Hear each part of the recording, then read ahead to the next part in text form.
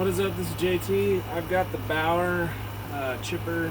This is a chip hammer or rotary hammer. These are usually really hard to get out by smashing them with sledgehammers. You really can't do it with these. But look how easily it does this.